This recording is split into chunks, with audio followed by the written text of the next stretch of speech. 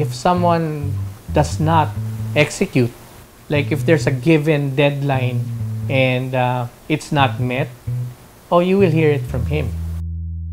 I can't believe milestone 2 is ahead of milestone 1. Really, hindi ko maintindihan bakit nauna yung milestone 2 sa 1. Yung 2, huling-huli yan nung una. Tama ba ako, Cesar? Tama ako, di ba? Dapat tapos yun September 30, hindi tapos ngayon. Okay? Kaya hindi talaga ako masaya sa 4B, tsaka lalong akong galit na galit sa Leadway. Dahil sa mga kalokohang pinagagagawa ninyo, di ba? He's more of like a perfectionist, but he would really push people. And that's the thing that I think Vince is doing now. Pinangako sa akin ng boss nyo, tapos na yan lahat nung Biyernes. Di ba? Pero ngayon, nagsaslab pa lang kayo, tapos magko-connection lang kayo ngayon. Pasensya ka na, pare, hindi ako sa'yo galit. Nagalit ako kay Mr. Laksamana. Yung boss nyo, yabang-yabang.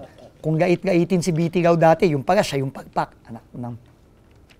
Di ba?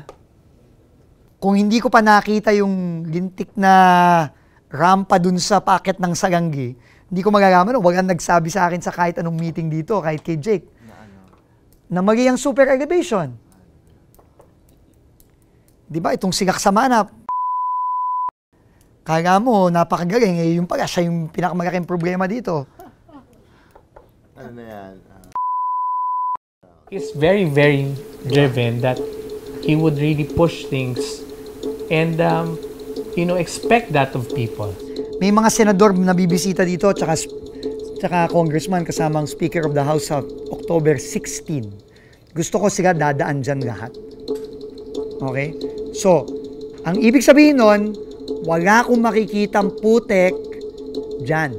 Lahat yan, simento at asfalto. Ready! 1, 2, 3, go!